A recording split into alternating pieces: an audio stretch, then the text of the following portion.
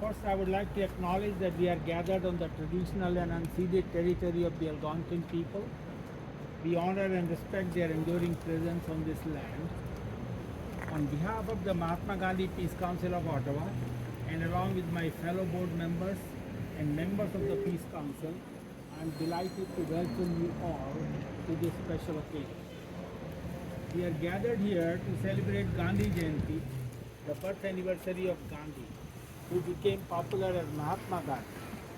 This title was conferred on him by a Nobel laureate and poet, Rabindranath Tagore. We welcome all our guests warmly. I would like to acknowledge the presence of Shri Chinmoy Naik and his gracious wife, Deputy High Commissioner of India, along with the members of the High Commission, Dr. Roseann Runte. Dr. Runte is the original founder of the Gandhi's statue here at Carleton University and a long-time benefactor of the Mahatma Gandhi Peace Council of Ottawa. We are forever thankful to you. Mr. Arya is not here. And dignitaries from Carleton University, I hope there are some. And Carleton University is our partner in our peace celebration. And there are many community leaders who contribute tirelessly to our society, and members of the Mahatma Gandhi Peace Council of Ottawa, who are the backbone of our organization, and all our guests who have kindly joined us in this celebration. Today, on Mahatma Gandhi's birthday, we honor Gandhi. He is well known worldwide. His teachings of peace, non-violence, and truth continue to inspire millions around the globe. Why do we garland Gandhi's statue? Garlanding is a symbolic act of showing reverence and respect. Honoring Gandhi signifies our commitment to uphold his ideals. Singing Gandhi's favorite hymns connects us to his spiritual legacy. These hymns remind us of the values he cherished. In recent years, we have heard sporadic criticisms of Gandhi. Yet, Gandhi remains a revered figure. His message of harmony and justice transcends time. It continues to guide us in our pursuit of a better world. Our program today is as follows. First, the garlanding of Gandhi's statue by the Deputy High Commissioner, Mr. Chinmoy Naik, and Dr. Roseann Runte. Next, we will enjoy the singing of hymns by Girinandini and Hanshul, popularly known as Upadhyay sisters. In the back.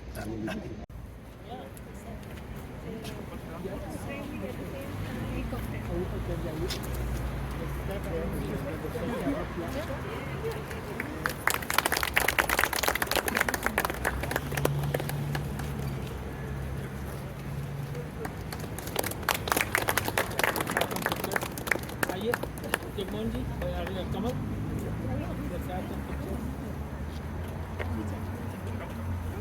Jagmohan जी कहाँ हैं आइए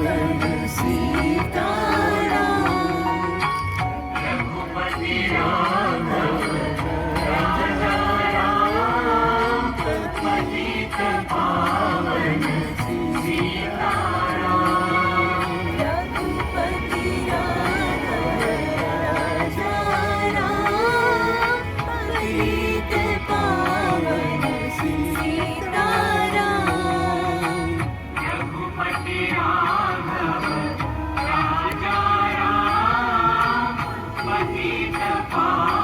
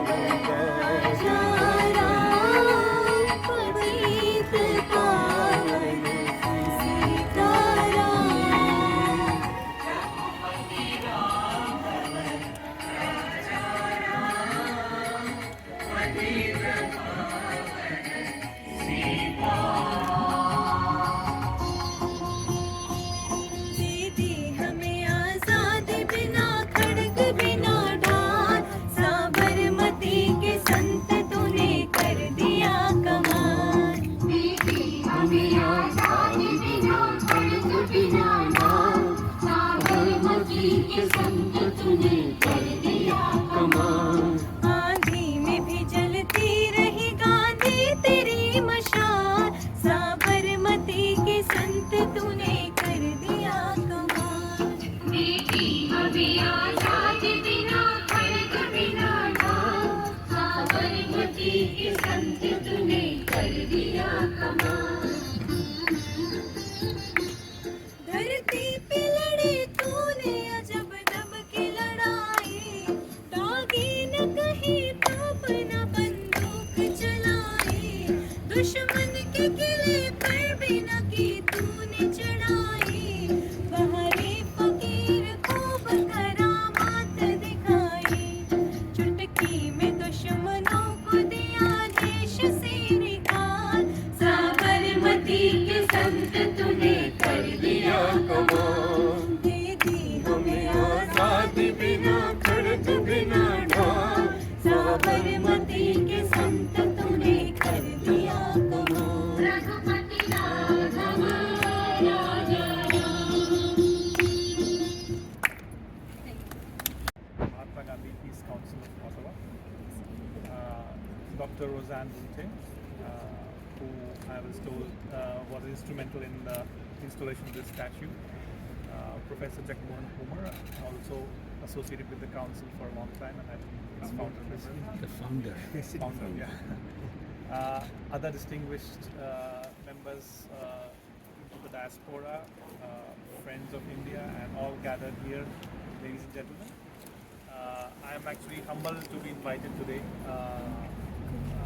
I look like a speck in front of this towering personality, so and I know that there are a lot of experts on Bapu here, so I would like to keep myself to a minimum and just want to congratulate all of you as we pay our respects to Bapu on celebrations for the 150th birth anniversary, which was held on 2nd of October.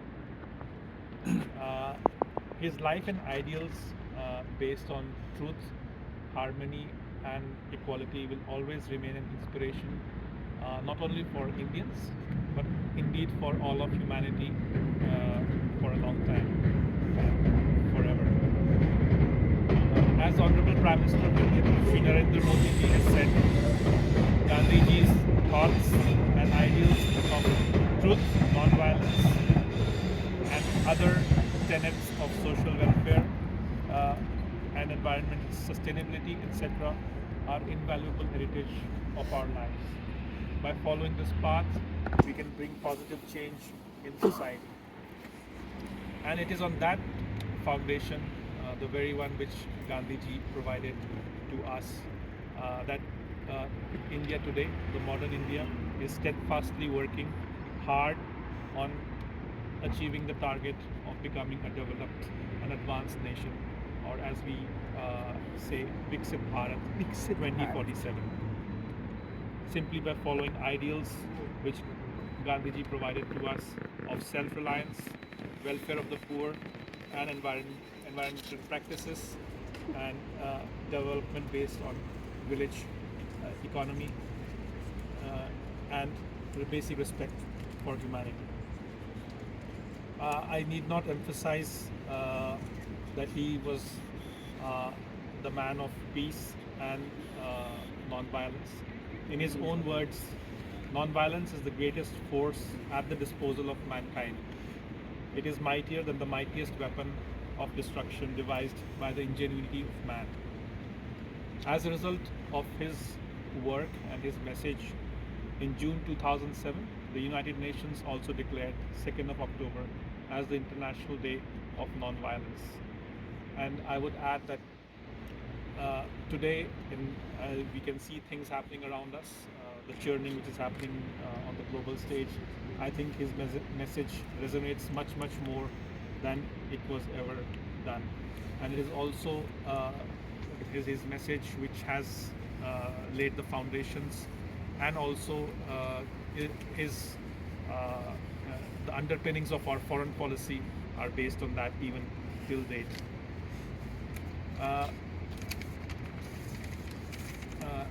one of the other very important message which has relevance for today's India is his emphasis on cleanliness, or as Swachhta we call it. So, Honorable Prime Minister of India 10 years ago launched the Swachh Bharat mission, which has just completed its first decade. And again, it flows from Gandhiji's message, and you would have seen the achievements of Swachh Bharat mission in the last 10 years. Just to recapitulate a few, nearly 70,000 children every year have been saved, according to studies made, because of the focus on cleanliness in India, especially in semi-urban and rural areas. And also many women who were not getting access to basic cleanliness facilities were able to avoid a lot of diseases to which they were immune to. So that's one of the other manifested achievements which we have derived from Gandhiji's teachings today. Again, to quote him for another aspect of his learning, he said that if the village perishes, India will perish too. So his focus was on the village economy and self-reliance, and that is the development model which again India is following today in many ways, to make India's artisans, in India's small farmer, India's village economy strong and reliant. And maybe I'll extend a bit and try to leave a thought for our audience here today. We have a very strong program called the One District, One Product program, where each district of India has identified one particular product which is made by local artisans, and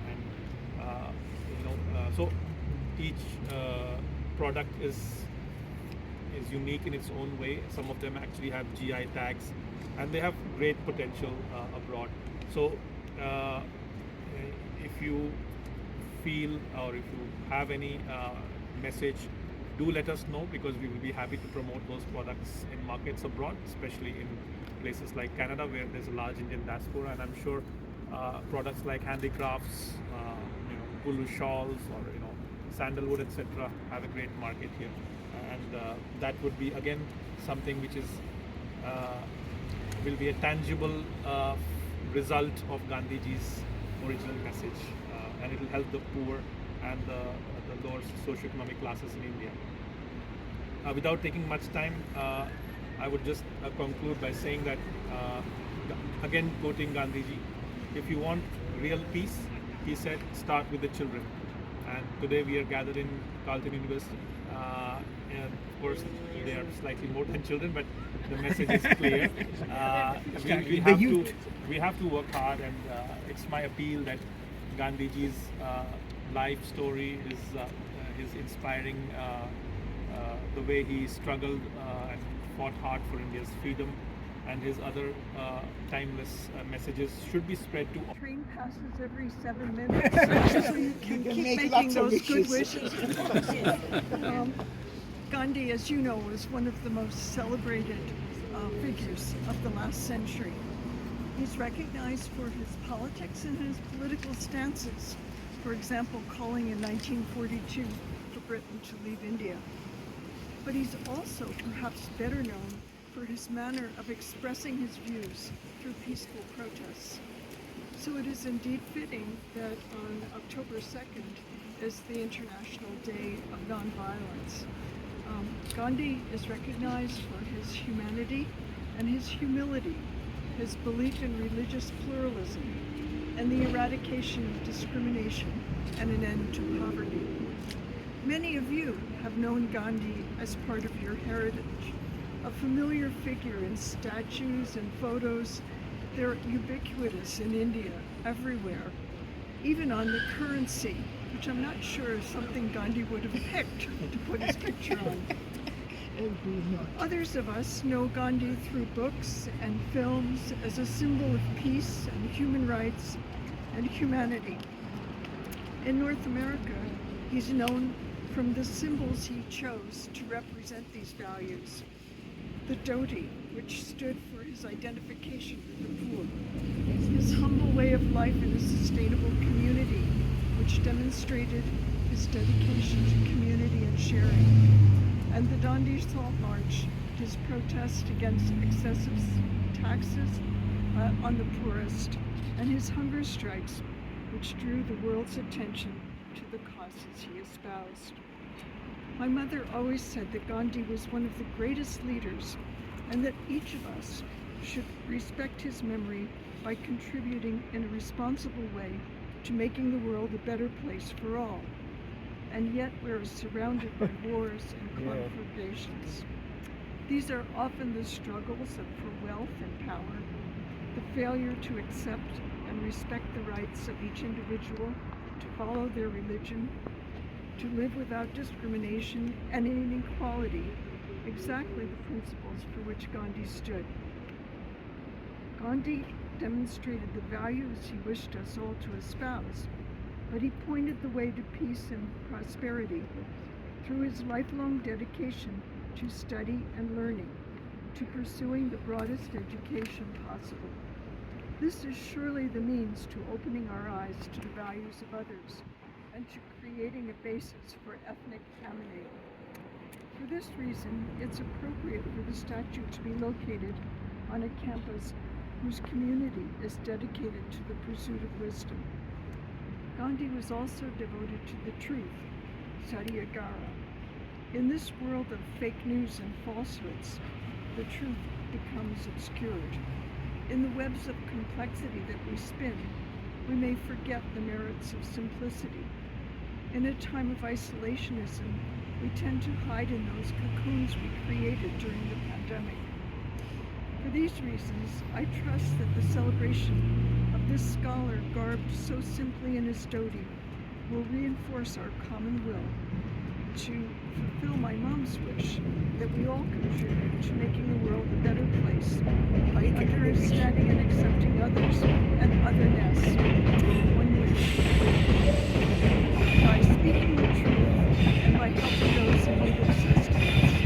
Thank you very much for the honor of participating in this Know all about him and Mr. Naik and Roseann Runte, our great favorite of Gandhi Society, because right from beginning she has been supportive. The statue is here because of her grace welcoming the High Commission of India to give the statue to be planted on this campus of learning. I thought that was the most appropriate. We got 30,000 students and we got 5,000 faculty and other scholars working with this. And we have visitors who come all the time. So this is an appropriate place for Gandhi to be located, Gandhi statue to be located. 2011 is when we inaugurated this statue, along with Dr. Roseann Runte, Mr. S.N. Gawai was the High Commissioner at that time, and some of us were present. If you walk inside those doors, there's a small plaque to describe who were there and when was it formed, when was the Gandhi Society founded and so on. There's still a remembrance for all of us to walk through these doors, and I walk through these doors so often. I still teach at Carleton University, and so this is a home for you. And you're all welcome to my home. So thank you so much. Honored to be here with all of you today. And very recently I became acquainted with the Gandhi Association more deeply when you honored Elder William Commander, a Algonquin elder from this area, and we did a little presentation on his work. But today is also the 13th anniversary of the passing of my mother, and my mother's best friend in South Africa was Sita Gandhi, the granddaughter of the Mahatma. And there's a book presentation happening right now in South Africa at the Phoenix Center, celebrating some other aspects of his story over there. And then an honor to see you, Dr. Runte. I actually worked with Fraser Taylor. So congratulations on your recent book and congratulations on your retirement, but I know you're as busy as ever. Honored to be here.